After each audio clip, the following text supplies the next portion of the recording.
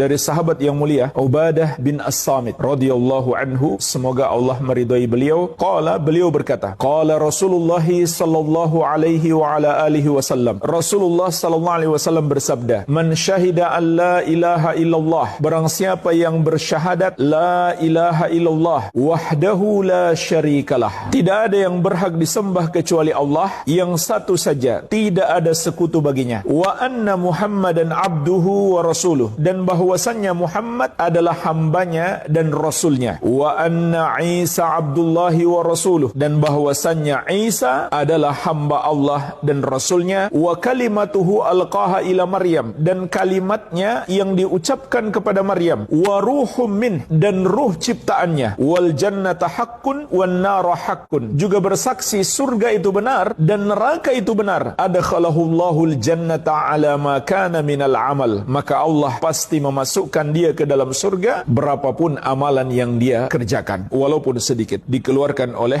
Al-Bukhari dan Muslim. Inilah jemaah sekalian sebuah hadis yang menjelaskan tentang keutamaan memiliki keimanan yang benar terhadap Nabi Isa alaihi salam. Dalam hadis yang mulia ini ditegaskan, barang siapa memilikinya, dia dijamin masuk surga walaupun amalannya sedikit. Maka Nabi SAW memberikan bimbingan kepada kita dalam hadis ini, kita harus memiliki 4 keyakinan, 4 akidah terhadap Nabi Isa alaihi salam. Yang pertama, mengimani beliau sebagai Abdullah, hamba Allah, bukan Tuhan, bukan sang pencipta, bukan yang layak untuk disembah, tapi beliau hanyalah hamba Allah sama seperti para nabi dan rasul yang lain. Jemaah sekalian, di sini umat Nasrani memiliki syubhat. Mengapa Nabi SAW disembah oleh umat Nasrani? Kata mereka, beliau lahir tanpa ayah. Sebuah keajaiban besar. Lahir dari seorang perawan, seorang wanita suci yang tidak pernah berhubungan dengan laki-laki sebelumnya. Bahkan beliau selalu menjauhi, tidak bercampur baur, apalagi berdua-duaan dengan seorang laki-laki. Tapi beliau bisa hamil dan melahirkan Nabi SAW. Ini syubhat umat Nasrani. Maka subhanallah, Allah langsung membantah syubhat mereka. Inna mathala Isa indallahi kamathali Adam, khalaqahu min turabin thumma qala lahu kun fayakun. Sesungguhnya kata Allah, perumpamaan Isa di sisi Allah sama seperti perumpamaannya Adam. Allah ciptakan Adam dari tanah, kemudian Allah katakan kun, jadilah, maka terciptalah beliau. Begitu pula dalam penciptaan Nabi Isa alaihissalam, Allah katakan kun, maka terciptalah beliau di perut Maryam alaihassalam. Mudah bagi Allah subhanahu wa ta'ala. Bahkan kalau dilihat dari sisi beliau tidak memiliki ayah tapi memiliki ibu, maka Nabi Adam lebih dahsyat lagi. Nabi Adam tanpa ayah dan tanpa ibu sekaligus. Jadi seandainya beliau layak dijadikan Tuhan atau disembah karena tidak punya ayah ketika lahir, maka Nabi Adam lebih layak kalau begitu. Karena beliau bukan hanya tidak punya ayah, sekaligus beliau tidak punya ibu. Yang kedua, kita imani beliau sebagai utusan Allah. Walaupun beliau hamba Allah, tapi beliau juga utusan Allah yang harus dimuliakan. Maka jemaah sekalian, umat Islam adalah umat yang mencintai dan memuliakan Nabi Isa alaihissalam. Kalau ada umat Islam yang tidak memuliakan Nabi Isa alaihissalam, seperti menghina beliau atau membenci beliau, maka dia kafir, murtad, keluar dari Islam. Jadi hati-hati, jangan sampai kita berdebat dengan umat Nasrani lalu kita menghina Yesus, menghina Nabi Isa alaihissalam. Ini salah besar, bahkan kekufuran. Jadi umat Islam adalah umat yang mencintai Nabi Isa alaihissalam dan memuliakan beliau. Ini makna keimanan kita kepada beliau sebagai utusan Allah. Kita cintai, kita muliakan beliau, dan kita akui beliau sebagai salah satu utusan Allah subhanahu wa ta'ala. Akan tetapi syariat beliau kita tidak boleh ikuti, karena yang wajib kita ikuti hanyalah syariat Nabi Muhammad sallallahu alaihi wa ala alihi wasallam. Bahkan jemaah sekalian, hadis-hadis tentang turunnya Nabi Isa alaihissalam di akhir zaman, beliau berhukum dengan syariat Nabi Muhammad sallallahu alaihi wa ala alihi wasallam. Kemudian yang ketiga, wa kalimatuhu alqaha ila Maryam. Kita imani beliau tercipta dengan kalimat Allah yang Allah ucapkan kepada Maryam, yaitu beliau diciptakan dengan kalimat kun, seperti ayat yang kita sebutkan tadi. Sama seperti Nabi Adam alaihissalam tercipta dengan kun. Ketika Allah mengucapkan itu, maka mereka pun tercipta. Kemudian yang keempat yang harus kita imani kepada beliau alaihissalam adalah waruhum minhu, ruh dari Allah. Maksudnya beliau memiliki ruh ciptaan Allah subhanahu wa ta'ala. Bukan maknanya beliau adalah potongan dari ruh Allah, tidak. Tapi ruh beliau adalah berasal dari Allah, yaitu ciptaan Allah subhanahu Subhanahu wa ta'ala. Dan Allah juga menegaskan, mal masihu ibnu Maryam illa rasulun qad khalat min qablihi rusul wa ummuhu siddiqah kana ya'kulani ta'am. Tidaklah Al-Masih putra Maryam kecuali seorang rasul, telah berlalu sebelum beliau para rasul, dan ibu beliau adalah siddiqah, orang yang benar lagi jujur. Kana ya'kulani ta'am. Dahulu kata Allah, Maryam dan putranya Isa alaihi ma afdhalus salati wassalam, keduanya makan makanan. Artinya mereka berdua sama seperti kita, manusia biasa yang tidak layak untuk disembah. Al-Amwah menemani ibadahmu juga hijrahmu.